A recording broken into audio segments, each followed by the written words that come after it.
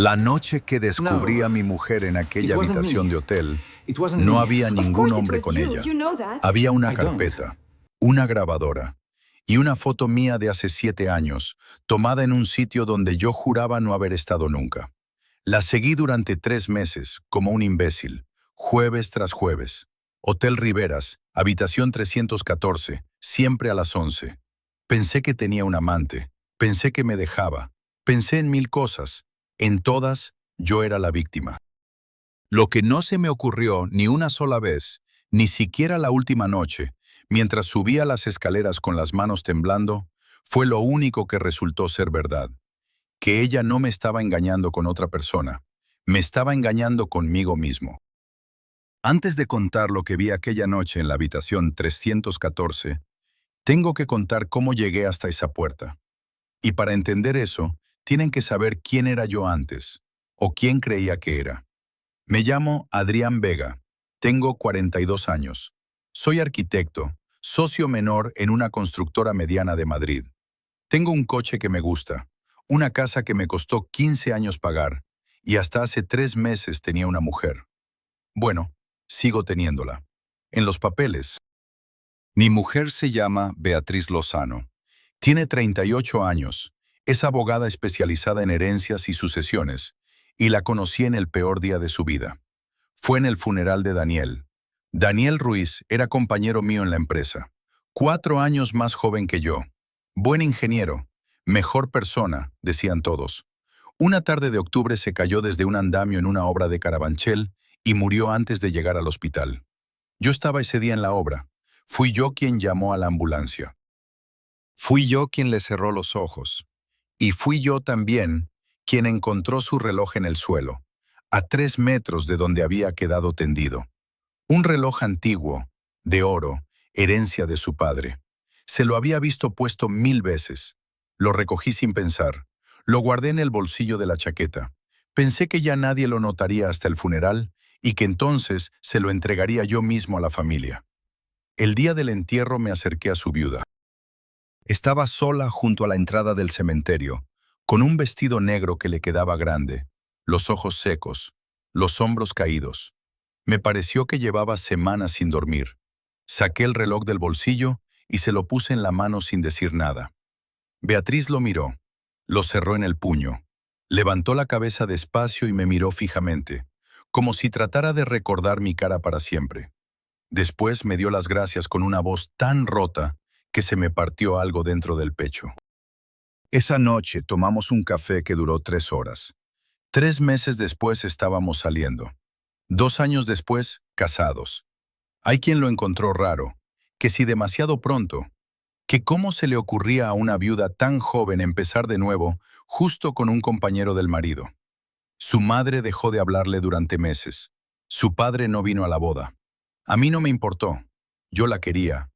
O eso me decía cada noche, antes de dormir. A la familia de Beatriz nunca le caí bien, excepto a Marta. Marta es la hermana pequeña de Beatriz. 28 años, profesora de instituto en un colegio público de Vallecas, vive sola en un piso pequeño cerca de Atocha. Es la única persona de aquella familia que vino a nuestra boda sin poner mala cara. La única que me llamaba para felicitarme el cumpleaños. La única que, cuando Bea y yo discutíamos, era capaz de poner orden sin tomar partido. Yo le tenía cariño de verdad. La trataba como a una hermana mía. Algunas tardes, cuando Beatriz salía tarde del despacho, Marta se pasaba por casa con una botella de vino. Cocinábamos juntos, hablábamos de todo, de sus alumnos, de mis obras, de lo difícil que se había vuelto Bea con los años. Marta me escuchaba. A veces me ponía la mano en el hombro y me decía, Adrián, mi hermana es complicada, pero tú eres bueno con ella, no te rindas. Y yo no me rendía, yo no me rendía. Eso era lo que me decía cada vez que la puerta de casa se cerraba detrás de Beatriz por la mañana sin un beso. Los primeros 4 años de matrimonio fueron normales. No felices todo el tiempo, pero normales. Discutíamos por las mismas tonterías por las que discute todo el mundo. La nevera vacía, las suegras, los planes de verano, la factura de la luz. Beatriz era reservada por naturaleza. Hablaba poco de su trabajo. No le gustaban las fotos. No quería tener hijos. Y aunque a mí me costó aceptarlo, terminé respetándolo. Vivíamos bien. Yo creía que vivíamos bien. El cambio empezó en marzo. Una semana cualquiera, sin previo aviso, Beatriz me dijo que iba a apuntarse a yoga los jueves por la noche, que necesitaba algo para ella, que llevaba demasiado tiempo encerrada en el despacho. Le dije que me parecía perfecto, que le iría bien desconectar. Esa primera noche volvió a las 2 de la mañana. Le pregunté por la clase. Me dijo que después de yoga se había ido a tomar algo con 2 compañeras del despacho. Le pregunté quiénes eran. Me dio 2 nombres que no me sonaban de nada. Le pregunté si le había gustado el yoga. Me dijo que sí, que mucho, y se metió en la ducha sin darme un beso.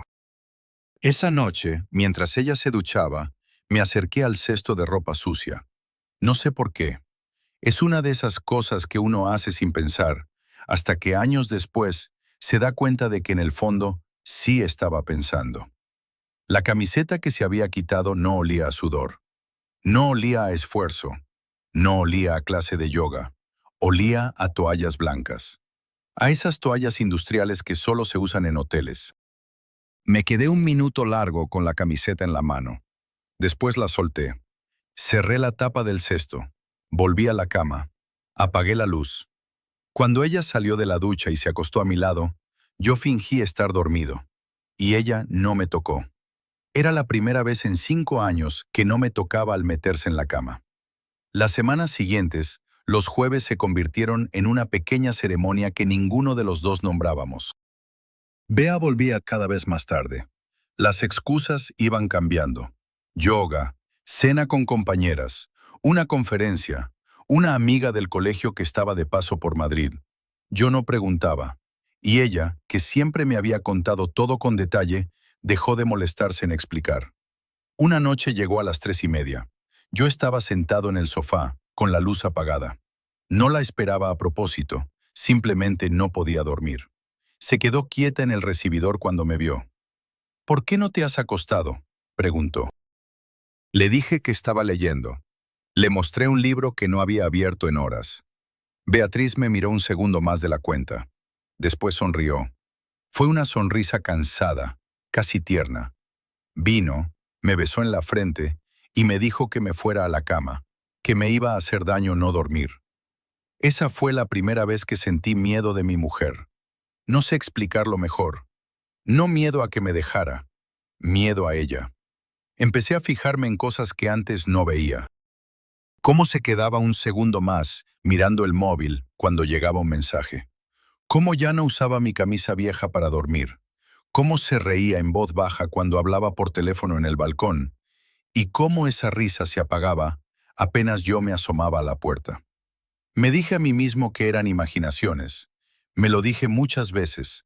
Me lo creía a ratos. Hasta el viernes en que entré por primera vez en su despacho. Beatriz tenía un cuarto propio en casa. Una habitación pequeña al final del pasillo donde guardaba expedientes y trabajaba los fines de semana. Yo nunca entraba. Era un acuerdo tácito desde el principio. Ese era su espacio. Aquel viernes entré porque necesitaba un bolígrafo y los míos se habían terminado. Lo encontré encima del escritorio, junto a una libreta abierta. No la leí queriendo. La vi de reojo y los ojos me arrastraron antes de que pudiera evitarlo. Era una lista, escrita a mano, con una letra pequeña y muy ordenada que reconocí enseguida como la suya. Una columna de nombres. Al lado de cada nombre, una fecha. El primer nombre era Daniel Ruiz, 14 de octubre de 2018, el día que murió. Pasé el dedo por el papel sin tocarlo. Bajé los ojos despacio. Los nombres siguientes no me decían nada. Personas que no conocía, fechas distintas, hasta que llegué a la 7ª línea. Y leí mi nombre, Adrián Vega, sin fecha al lado. Solo un guión y un espacio en blanco esperando. Cerré la libreta despacio, como si moverla más rápido fuera a despertar algo. Salí del despacho. Devolví el bolígrafo al cajón de la cocina. Me serví un vaso de agua y me lo bebí entero, de pie, frente al fregadero, con la luz apagada. Me dije muchas cosas en ese minuto. Que era una lista de clientes antiguos. Que había 1000 razones para que mi nombre estuviera al lado del de Daniel. Éramos compañeros de empresa, los dos habíamos trabajado en la misma obra. Era lógico que ella tuviera papeles relacionados con los dos. Que no significaba nada, que estaba paranoico, que la quería. Cuando Beatriz volvió esa noche, sonreí. Le pregunté qué tal el día y le serví una copa de vino. Ella me miró largo otra vez, y por primera vez pensé que esa mirada no era cariño. Era evaluación. Esa madrugada, en la cama, mientras ella dormía boca arriba con la respiración pesada, hice algo que nunca había hecho en 5 años de matrimonio. Cogí su móvil de la mesilla. Sabía la contraseña, nuestra fecha de boda. O eso pensaba. Probé. No funcionó. Probé con su cumpleaños. No funcionó. Probé con el mío. Tampoco. Probé con el aniversario de la muerte de Daniel. Se abrió. Me quedé mirando esa pantalla iluminada, con su fondo negro vacío de iconos personales, y entendí algo que no quería entender. Mi mujer no había cambiado la contraseña hacía poco. La tenía así desde el principio, desde que estábamos juntos. 5 años durmiendo al lado de un teléfono cuya contraseña era el día de la muerte de su primer marido. Y yo nunca lo había sabido. No revisé nada, no abrí mensajes, no miré llamadas, no tuve fuerza. Dejé el móvil en la mesilla, exactamente en el ángulo en que estaba, y me tumbé boca arriba con los ojos abiertos hasta que amaneció.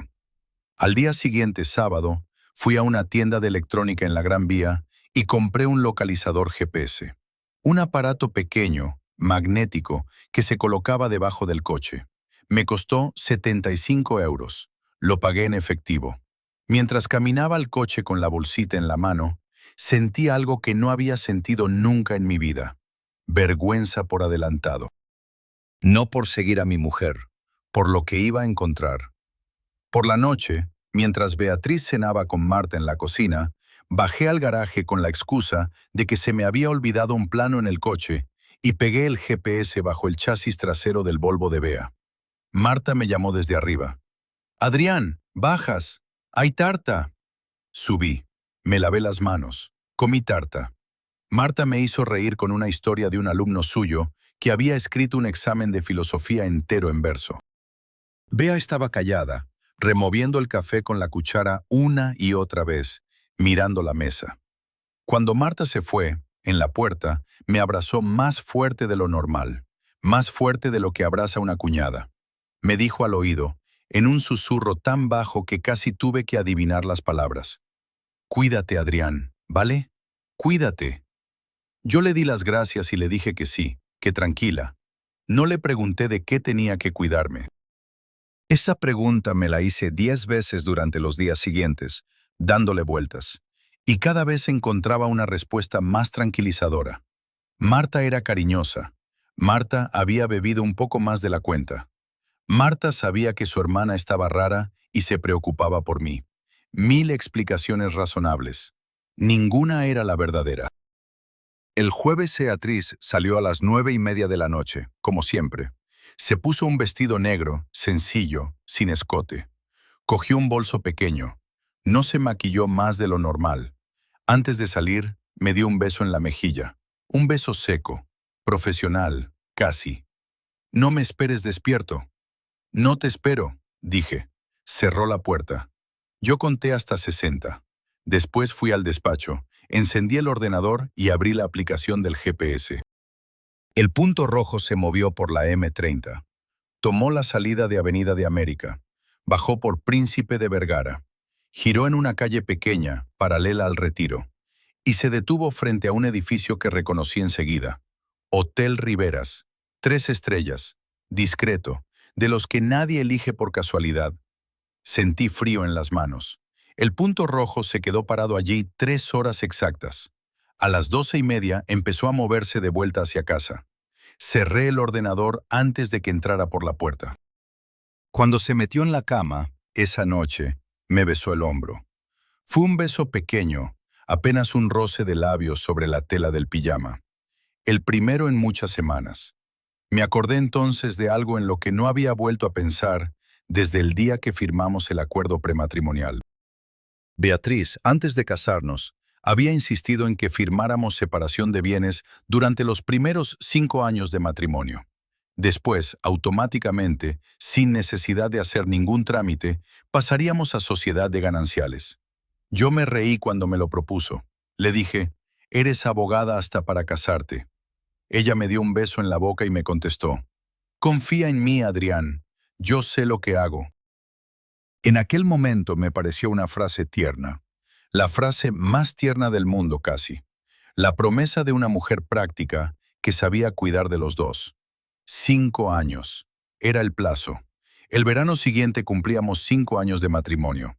Es decir, en 3 meses. 3 meses para que todo lo que tenía pasara a llamarse de los dos.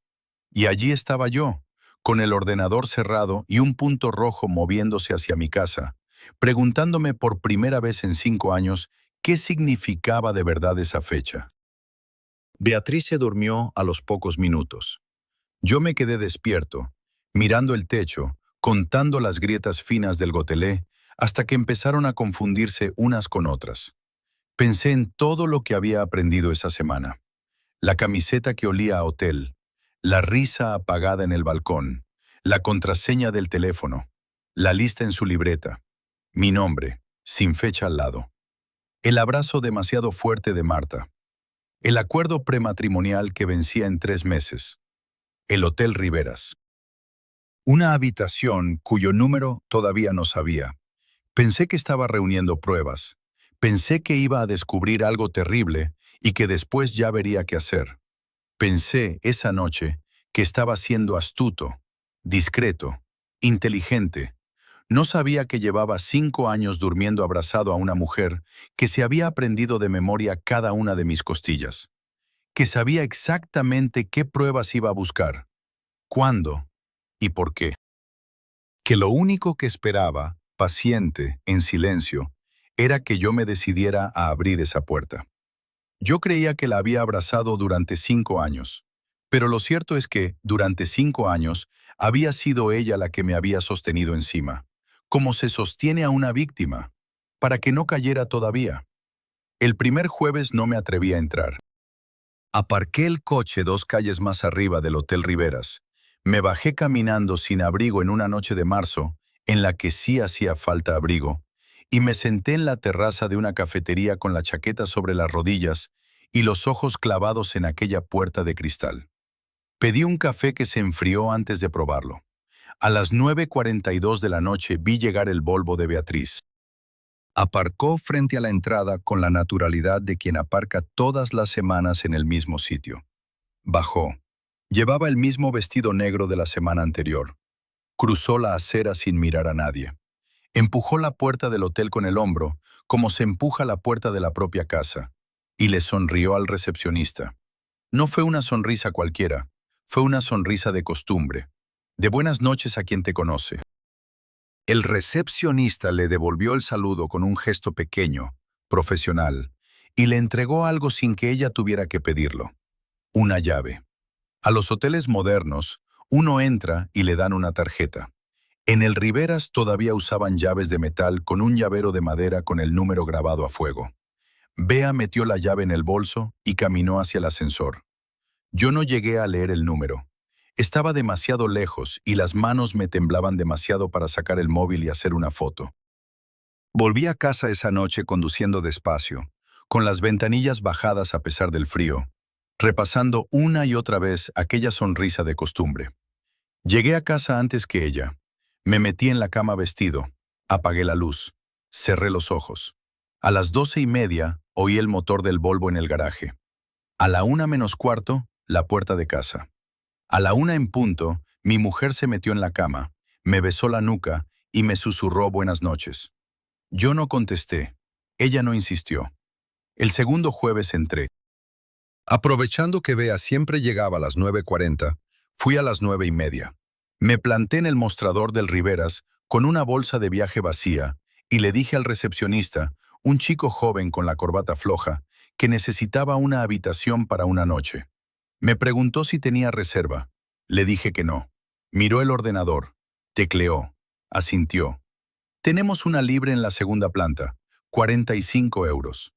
¿No tienen nada en la tercera? Pregunté. Me miró un segundo. En la tercera tenemos solo una libre, pero está reservada a partir de las 11.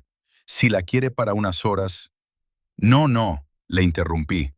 Es que estaba mirando la web y me había llamado la atención una habitación. La 314, creo. El chico bajó la vista al teclado. Tecleó algo. Dudó. La 314 está ocupada toda la noche, señor. ¿Por mucho tiempo? Es una reserva fija, todos los jueves. Lo dijo con la naturalidad con la que se dice cualquier cosa rutinaria. Como quien dice, los jueves cierra la cocina a las 11. Una reserva fija, todos los jueves. Mi mujer no se hospedaba en una habitación cualquiera del Hotel Riveras. Tenía una habitación reservada de manera permanente, con sello de cliente, con llave conocida, con sonrisa propia. Le di las gracias al recepcionista. Le dije que ya volvería otro día. Salí del hotel con la bolsa vacía golpeándome la pierna a cada paso. Crucé la calle, me metí en el portal de enfrente y desde la oscuridad del rellano vi llegar a Beatriz a las 9:42. Mismo vestido, misma sonrisa, misma llave. Esta vez seguí con la mirada al llavero hasta que ella lo metió en el bolso. La vi entrar en el ascensor.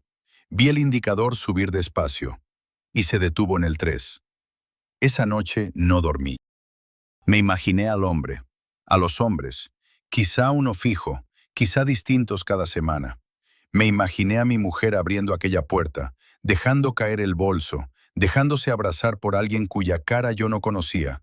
Me imaginé risas que yo no oía, frases que yo no decía, cuerpos que llevaban 5 años faltándome a mí sin que yo lo supiera. Pasé del dolor a la rabia y de la rabia otra vez al dolor 5 veces antes de que amaneciera. A las 6 de la mañana ya tenía un plan para el jueves siguiente. Esa semana fui 2 veces al Hotel Riveras durante el día. La primera, miércoles a media tarde, para reconocer las salidas. Tenía 2. La principal, por la que entraba Bea, y una pequeña, lateral, que daba a una calle estrecha donde a las 11 de la noche no había un alma. La segunda, jueves por la mañana, para alquilar una furgoneta. Por la noche aparqué la furgoneta en esa calle lateral. A las 9:42 vi pasar el Volvo. Beatriz entró por la puerta principal. Yo me bajé de la furgoneta, di la vuelta a la manzana caminando y me planté en la sombra del portal de enfrente. Esperé. A las 11:20 salió por la puerta lateral un hombre. Lo vi en cuanto cruzó el umbral.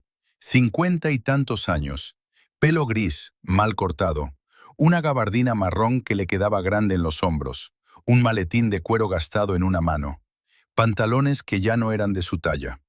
Caminaba como camina alguien que lleva muchos años cansado. Me quedé un segundo congelado en el portal. Aquello no era un amante. Aquello era cualquier otra cosa antes que un amante. Sentí, sin poder evitarlo, una extraña decepción.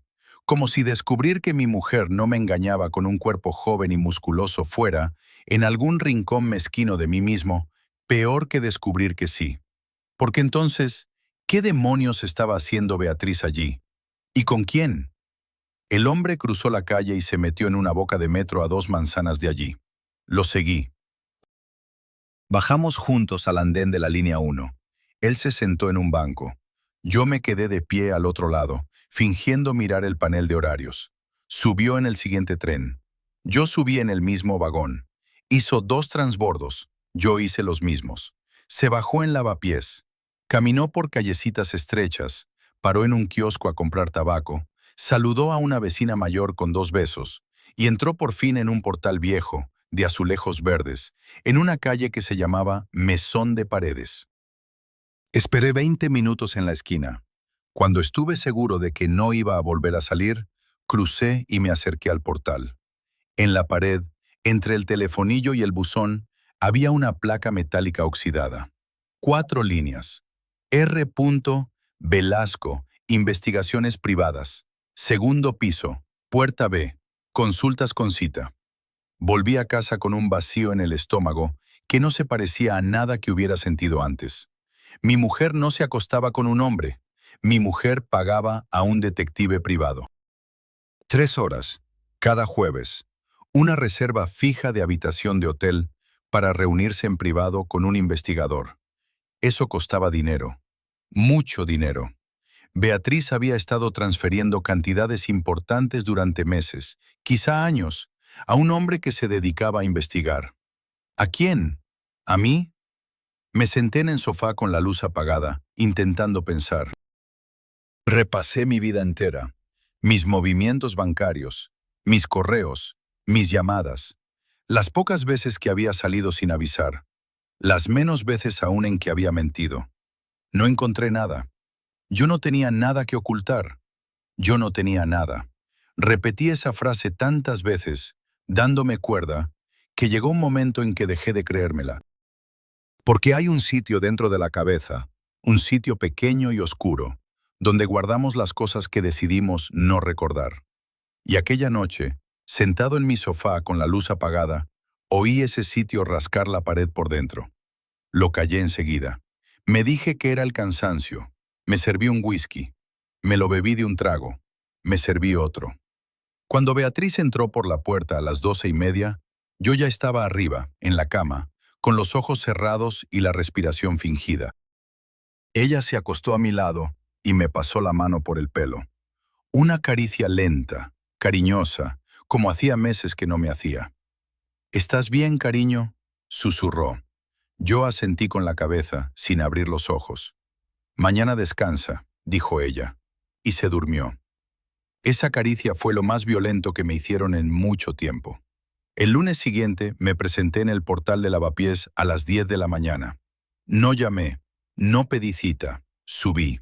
La puerta del segundo B tenía la misma placa oxidada en pequeño formato. Llamé al timbre. Tardó casi un minuto en abrirme.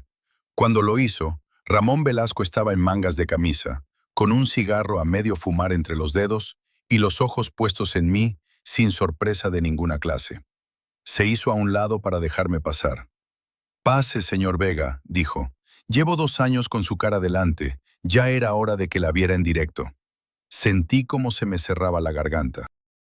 El despacho era una habitación pequeña, con un escritorio repleto de carpetas, 2 sillas de madera y una ventana que daba a un patio interior. En la pared, un calendario de hacía 3 años. Olía a tabaco viejo y a café recalentado. Me senté. Ramón se sentó frente a mí, dejó el cigarro en un cenicero que se le caía de los bordes y me miró tranquilamente. «¿Qué puedo hacer por usted?», preguntó. Yo abrí la boca para mentir, para decirle que era periodista o investigador de seguros o cualquiera de las historias que había preparado en el coche. No me salió ninguna. Lo que me salió fue: «¿Por qué le paga a mi mujer?». Ramón sonrió. Una sonrisa breve, amarga, sin alegría ninguna. «Mire, señor Vega», dijo, juntando las manos sobre la mesa. «Yo tengo una norma muy estricta en este oficio. No hablo de los casos de mis clientes con nadie que no sea mi cliente. Por eso sigo trabajando a los 57 años y no encerrado en una cárcel». Asentí. «Pero», continuó, «como sé que va usted a volver y como sé que la próxima vez no vendrá tan calmado, le voy a regalar una frase. Una sola. Y después se va a marchar de este despacho y va a hablar con su mujer». Esperé. Ramón se inclinó hacia adelante. Bajó la voz. «Yo no investigo a personas, señor Vega. Yo investigo a muertos, y su mujer me contrató para uno muy concreto». El silencio que siguió a esa frase fue el silencio más largo de mi vida. Yo sabía la respuesta antes de hacer la pregunta. La sabía con cada una de las venas, pero la pregunté igual, porque a veces uno necesita escucharlo en voz ajena para poder soportarlo. «¿Daniel Ruiz?». Ramón no contestó con la boca. Contestó con los ojos. Bajó las cejas 1 milímetro y aguantó la mirada. Eso era todo. Era todo lo que necesitaba saber. Me levanté de la silla. Las piernas no me sostuvieron del todo. Me apoyé en la mesa. «Su mujer», dijo Ramón en voz muy baja, casi piadosa, «lleva 7 años convencida de que la muerte de Daniel Ruiz No fue un accidente. Y le voy a decir algo más, aunque no debería. Le digo solo esto. Yo, profesionalmente, también empiezo a estarlo. Salí de aquel despacho sin decir adiós. Bajé las escaleras agarrándome al pasamanos. El aire de lavapiés me golpeó la cara como una bofetada. Anduve sin saber a dónde durante una hora. Cuando recuperé la noción del tiempo, estaba sentado en un banco frente a una iglesia que no conocía, con las manos entre las rodillas, repitiéndome mentalmente una frase tan vieja que ya casi no me dolía. Yo no lo empujé. Yo no lo empujé. Yo no lo empujé. Cuando llegué a casa esa noche, Marta estaba en la cocina ayudando a Beatriz a preparar la cena. Las dos se rieron al verme. Marta vino a darme un beso en cada mejilla. Bea me preguntó qué tal el día. Bien, dije. Cenamos los tres. Pasta, vino tinto. Una conversación tonta sobre vacaciones de verano que ya nadie en aquella mesa pensaba hacer. Después de cenar, Beatriz se metió en el baño a darse una ducha larga. Marta se quedó conmigo en la cocina, fregando los platos. Yo cogí un trapo y empecé a secar, como en cualquier noche normal, pero no era una noche normal, y Marta lo notó. «Adrián», dijo de pronto, sin mirarme, frotando el borde de un plato. «¿Estás bien?» Tardé en contestar. «No sé, Marta», dije por fin. «Creo que Bea ya no me quiere. Creo que sigue obsesionada con Daniel. No me lo ha dicho nunca, pero... lo siento». Dejé la frase en el aire. Marta cerró el grifo. Se secó las manos en el delantal con calma, como quien está pensando bien lo que va a decir. Después se giró hacia mí y me miró a los ojos por primera vez en toda la noche. «Adrián», dijo en voz baja, «mi hermana no es la mujer que tú crees». Asentí, conmovido. Esperaba que añadiera algo cariñoso, una palabra de consuelo, una promesa de que ella me iba a ayudar a entender qué pasaba. Lo que añadió fue otra cosa. «Pero tú tampoco eres el hombre que ella cree», dijo. «A lo mejor por eso seguís juntos». Me quedé con el trapo en la mano sin moverme. Marta sostuvo la mirada un instante más, sin pestañear, y después se inclinó hacia mí. Me dio un beso lento en la mejilla y susurró: «Cuídate, ¿vale? Cuídate». Era la segunda vez que me lo decía. Cuando se fue, me apoyé en el fregadero y oí, sin querer escuchar, la ducha de Beatriz al final del pasillo. Sonó interminable. Esa noche esperé a que Bea se durmiera profundamente. Tardó. Esa noche tardó muchísimo. Daba vueltas en la cama, se levantaba a beber agua, miraba el móvil con la pantalla muy baja, suspiraba. A las 2:30 oí su respiración cambiar. Pesada, regular, la respiración del sueño. Me levanté sin hacer ruido. Crucé el pasillo descalzo. Entré en su despacho. Sabía dónde mirar. Hacía semanas que sabía dónde mirar. Debajo del segundo cajón del armario, atornillado al fondo, había una caja metálica pequeña, del tamaño de un libro, con cerradura. La había encontrado hacía un mes y no me había atrevido a tocarla. Esa noche sí. Bajé al garaje. Cogí un destornillador. Subí. Cerré la puerta del despacho con llave por dentro. Tardé 20 minutos en abrir aquella caja. Cuando saltó la cerradura, el ruido me pareció tan fuerte que me quedé un minuto entero quieto, esperando oír los pasos de Beatriz por el pasillo. No los oí. Abrí la tapa. Lo primero que vi fue una carpeta marrón. La abrí. Dentro había fotografías. Muchas fotografías. En blanco y negro. De una obra, de un andamio, de un cuerpo tapado con una lona azul. La obra de Carabanchel. El andamio del que cayó Daniel. Reconocí el escenario de inmediato, aunque hubieran pasado 7 años. Reconocí el color de los ladrillos, las grúas al fondo, el número del polígono pintado en la pared. Detrás de las fotografías había un informe escrito a máquina. 10 páginas.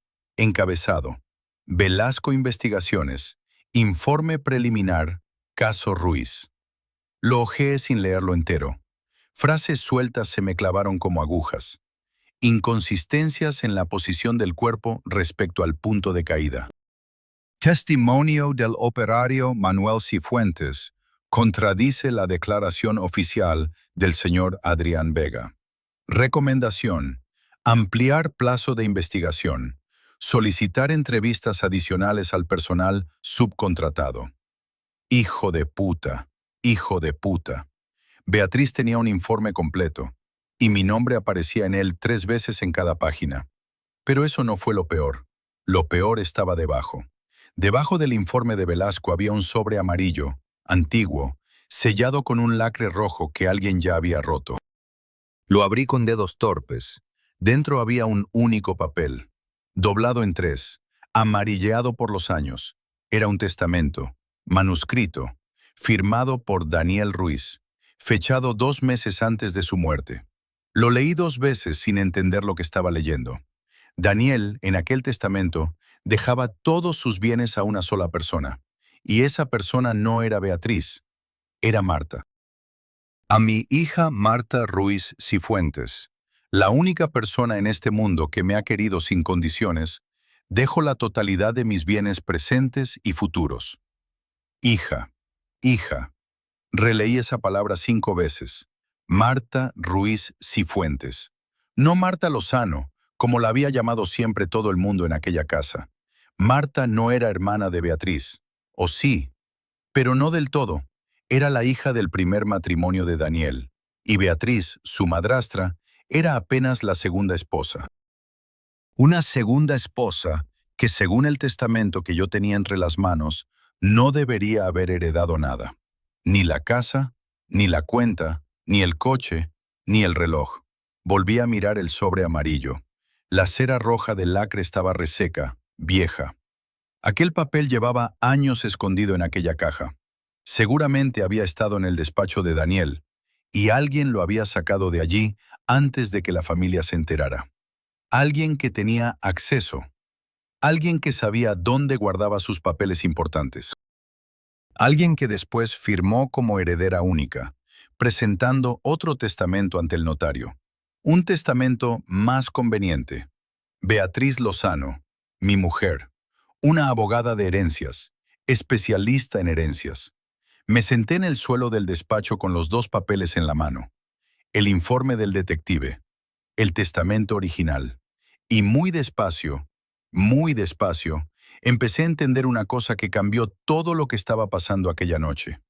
Beatriz era una asesina sin haber matado a nadie. Llevaba 7 años usurpando una herencia que pertenecía a otra persona. Llevaba 7 años viviendo de un fraude. Y llevaba meses pagando a un detective para investigar la muerte de Daniel, no porque le doliera el corazón, sino porque tenía miedo. Miedo de que algún día se descubriera el testamento auténtico. Miedo de que alguien atara los cabos. Miedo de que la herencia se le volviera en contra. Es decir, tenía miedo de Marta. Y de mí. Porque yo era el último testigo vivo del día que Daniel murió. Por eso me había buscado en el funeral. Por eso me había aceptado el café aquella tarde. Por eso había aceptado la cita siguiente, y la siguiente, y la siguiente. Por eso se había casado conmigo. No para empezar de nuevo, para tenerme cerca, para vigilarme, para que yo no hablara nunca con nadie de lo que había visto ese día. 5 años de matrimonio entero al lado de un seguro de silencio. 5 años abrazando a una abogada que me había escogido como se escoge una jaula. Cerré los puños sobre los papeles. La rabia me subió por el pecho como agua hirviendo. La aguanté. La forcé a bajar. No era el momento. Hice una foto a cada documento con el móvil. Las guardé en una carpeta cifrada que había instalado el día anterior. Después volví a meter los papeles dentro de la caja. La cerré. Atornillé la cerradura como pude para que pareciera intacta y la coloqué exactamente en el ángulo en que estaba. Salí del despacho. Crucé el pasillo descalzo. Volví a la cama.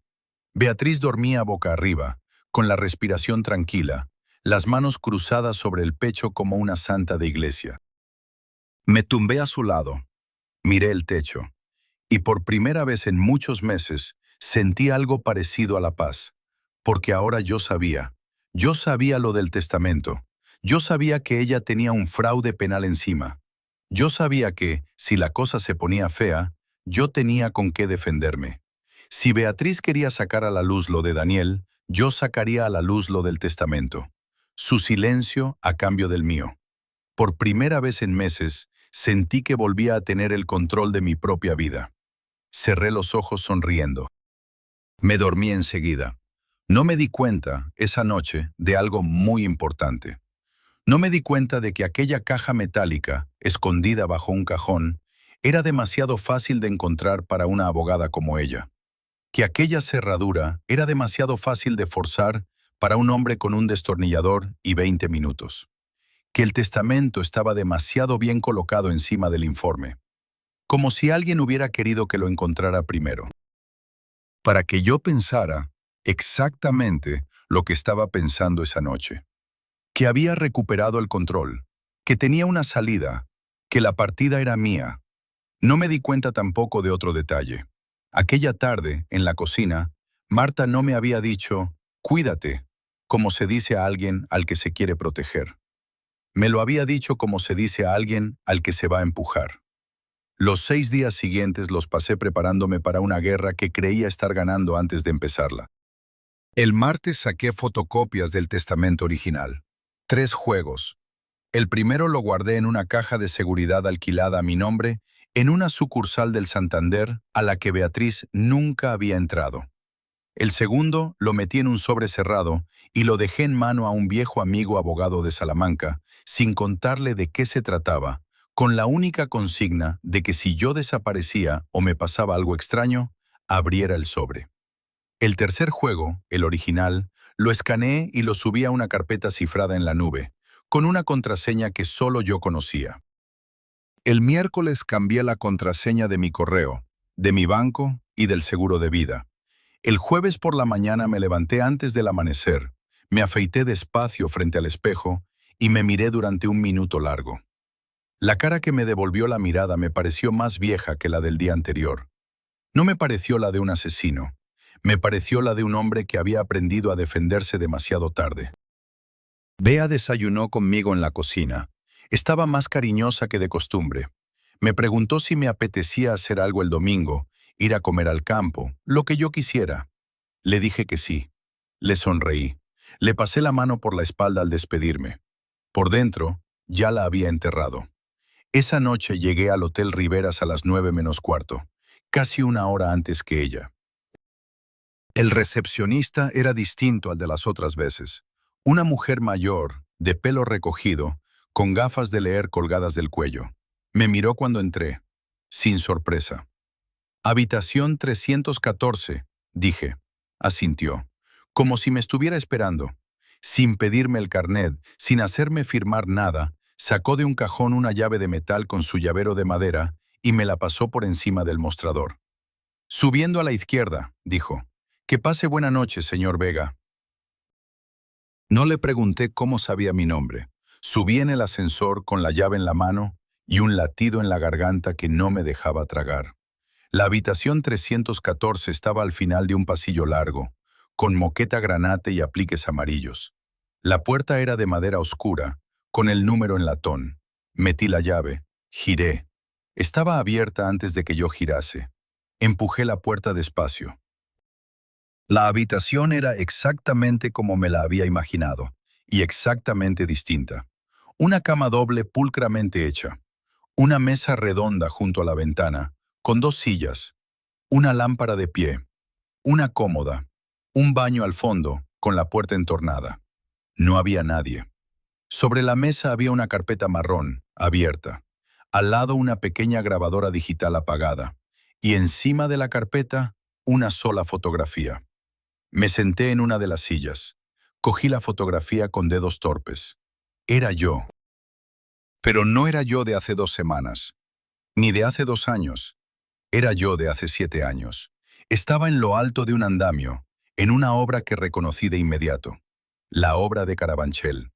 La obra en la que yo había jurado, por escrito y bajo declaración firmada, no haber subido nunca.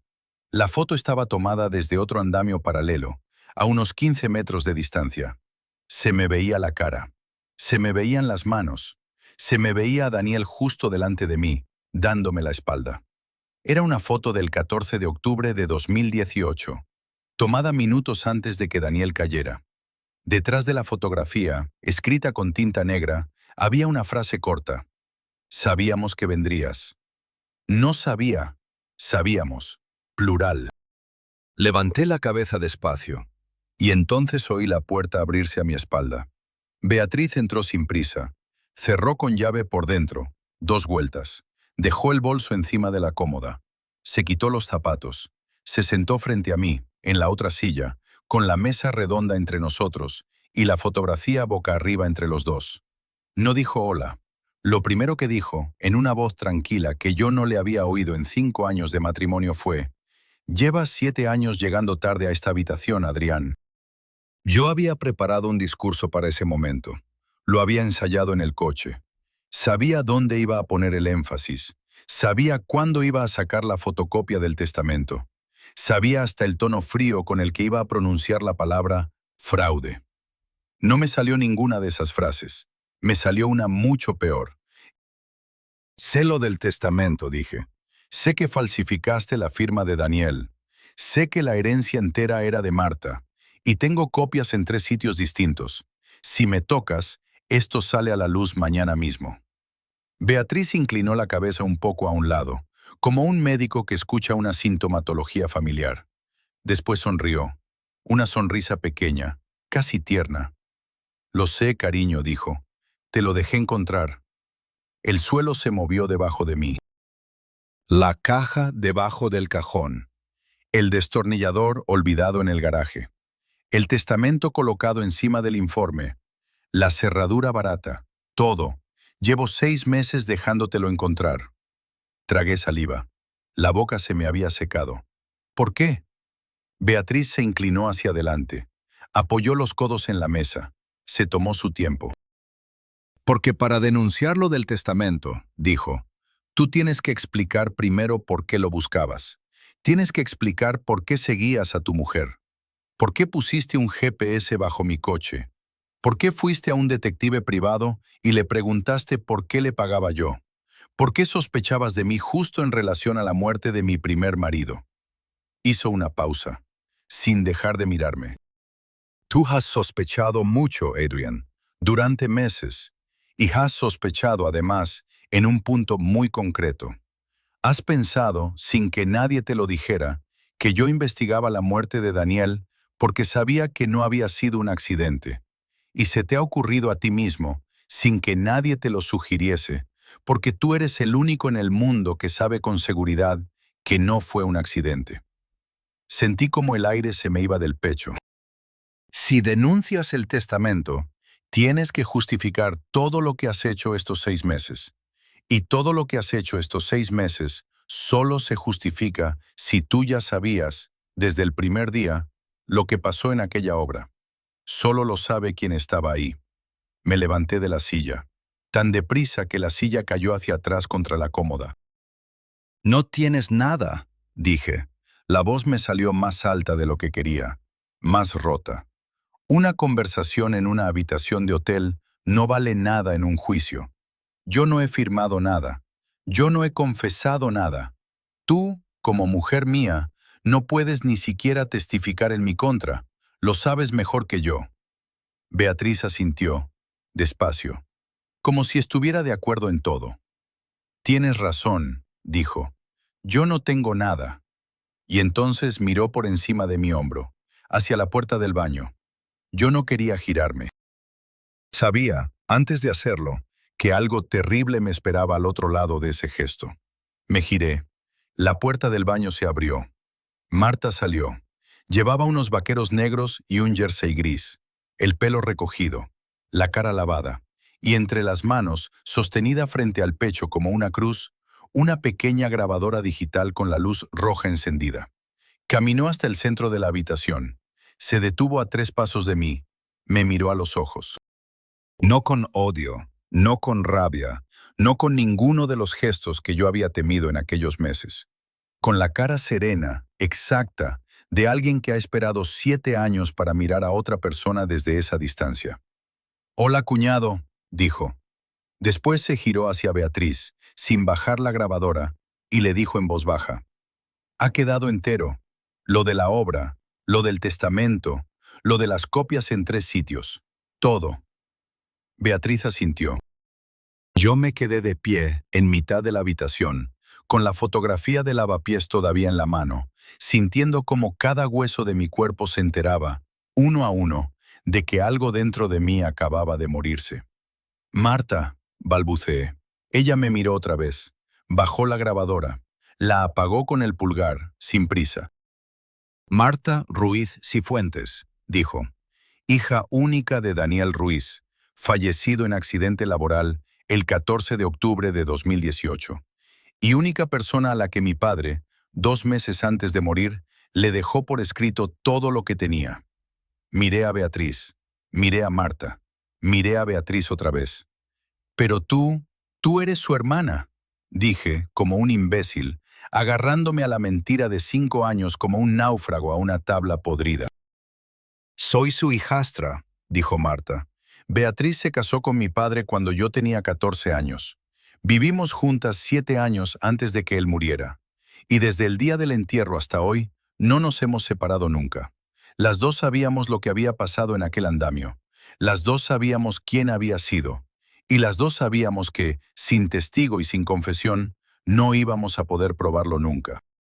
Beatriz se levantó de la silla, se puso al lado de Marta, y por primera vez en 5 años de matrimonio, le cogió la mano a otra persona delante de mí. A Marta. Le entrelazó los dedos como si llevara haciéndolo toda la vida, como si fuera el gesto más natural del mundo. Porque lo era, lo había sido siempre. El testamento falso fue idea suya, dijo Marta, señalando a Beatriz con la cabeza.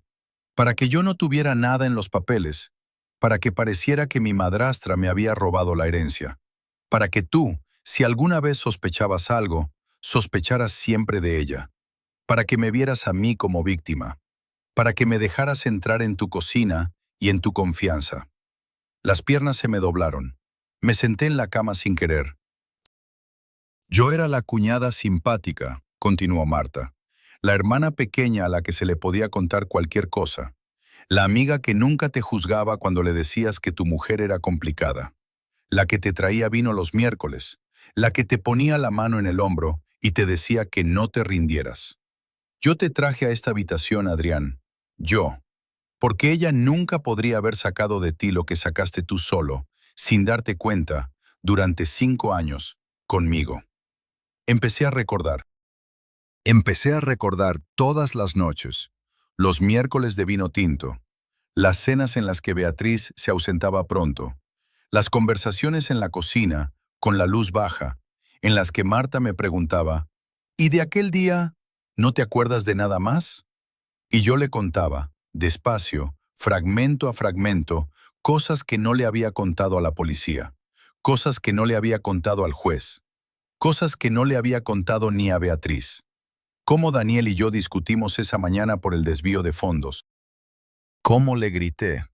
Cómo subí al andamio detrás de él para acabar la conversación. Cómo lo agarré del brazo cuando se giró. Cómo lo solté. Cómo lo solté demasiado fuerte. Cómo lo solté hacia atrás. Le había contado todo eso a Marta, en pedazos, durante 5 años, creyendo que estaba hablando con una amiga. Aquella grabadora no era la primera. Tú me consolabas, dije con una voz que no parecía mía. Tú me abrazabas cuando ella no quería. Marta asintió. Sí, dijo. Y tú me contabas cosas que no le contabas a nadie. Por eso supimos qué buscar. ¿Y dónde? Beatriz le apretó la mano. Marta le devolvió el apretón. No fui yo la que esperó 7 años, Adrián, dijo Beatriz, mirándome con una calma terrible. Fuimos las dos. Yo te di la cama, ella te dio la confianza, y tú nos lo contaste todo, poco a poco, sin saberlo. Bajó la mirada hacia la fotografía que yo todavía sostenía en la mano. Solo necesitábamos que un día, harto y asustado, vinieras voluntariamente a esta habitación a presumir de que tenías algo contra mí, para que dijeras, en alto, sin coacción, sin presión policial, sin abogado, lo que llevas 7 años escondiendo. Yo no podía testificar contra ti. Soy tu mujer, lo sabes, Pero Marta no es tu mujer. Marta no es nada tuyo. Marta es la hija del hombre al que mataste. Y la grabación que tiene en la mano vale, en un juzgado, exactamente lo que estás pensando que vale. La habitación 314 no la alquilaba mi mujer cada jueves, la alquilaba Marta. Beatriz solo subía a esa habitación a hablar con ella, a organizar, a planificar, a preparar a una hija que llevaba 7 años aprendiéndose a su asesino de memoria. El detective Velasco no investigaba la muerte de Daniel, investigaba a quién contaba yo lo que había hecho aquel día, y dónde, y a quién no. Las copias del testamento que yo había escondido en 3 sitios distintos eran ahora la prueba perfecta de mi propia premeditación. Cualquier juez vería en ellas el comportamiento de un hombre que sabía exactamente qué tenía que ocultar y por qué. Yo no había recuperado el control de mi vida en aquel despacho. Lo había firmado. Llamaron a la puerta a los pocos minutos. Beatriz fue a abrir. Eran 2 hombres con traje. No enseñaron placa todavía. No hizo falta. Marta les entregó la grabadora en la mano. Uno de ellos se la guardó en el bolsillo. El otro me leyó algo que yo no escuché entero. Esposas. Frías. La metálica del cierre sonó como había sonado la cerradura de la caja en el despacho aquella noche, semanas atrás. Antes de salir de la habitación, me giré una última vez. Beatriz y Marta estaban juntas, de pie, frente a la cama. Beatriz tenía la cabeza apoyada en el hombro de Marta. Marta le acariciaba el pelo despacio. Era la imagen más cariñosa que yo había visto en aquella habitación en toda la noche. Era la imagen más cariñosa que yo había visto en mi mujer en 5 años de matrimonio. Y no era para mí, nunca había sido para mí. Salí esposado de aquel hotel a las 11:30. Bajé por la puerta lateral, la pequeña, la que daba a la calle estrecha, donde no había un alma a esas horas. Subí al coche policial. Mientras nos alejábamos, miré por la ventanilla la fachada del Hotel Riveras. 3 estrellas, discreto, letras viejas. Un sitio en el que nadie elegiría hospedarse por casualidad. Y entendí, por fin, lo que había pasado en mi vida. Durante meses pensé que mi mujer me engañaba con un hombre. Era verdad que me engañaba, pero no con un hombre. Me engañaba con su hermana, que no era su hermana, que era la hija del muerto. Y mientras yo dormía cada noche al lado de una mujer a la que creía conocer, la persona a la que de verdad le contaba mis secretos, llorando en mi cocina, con la mano en mi hombro, era la única que tenía derecho legal a destruirme. Y lo hizo, despacio, bien, como su padre me habría enseñado a hacerlo, si yo no le hubiera quitado la oportunidad un martes de octubre, hace 7 años, en lo alto de un andamio. Llevo en la cárcel 4 meses. Beatriz no ha venido a verme. No la espero. Marta sí vino una vez. Se sentó al otro lado del cristal. Apoyó las manos abiertas, palmas hacia arriba, sobre la mesa. No me dijo nada durante varios minutos. Y después, justo antes de irse, cuando ya se había puesto el abrigo, se inclinó hacia el cristal y me dijo en voz muy baja, igual que aquella tarde en mi cocina: «Cuídate, Adrián, ¿vale? Cuídate». Era la tercera vez que me lo decía. Esta vez entendí lo que significaba. Significaba que ella ya podía dormir tranquila por primera vez en 7 años. Significaba que ahora me tocaba a mí no dormir. Por todas las noches que ella no había dormido. Por su padre, por sí misma. Y por aquella mujer cariñosa, paciente, callada, que durante 5 años había compartido conmigo una cama y un apellido sin compartir conmigo ni un solo día, una sola palabra verdadera. Yo creí que mi mujer me engañaba. Pero la única mentira en aquella casa la dije yo. El día que me senté a tomar un café con una viuda, en octubre de 2018, y le devolví un reloj que solo podía haber recogido del suelo si había estado mirando, desde arriba, cómo caía su dueño.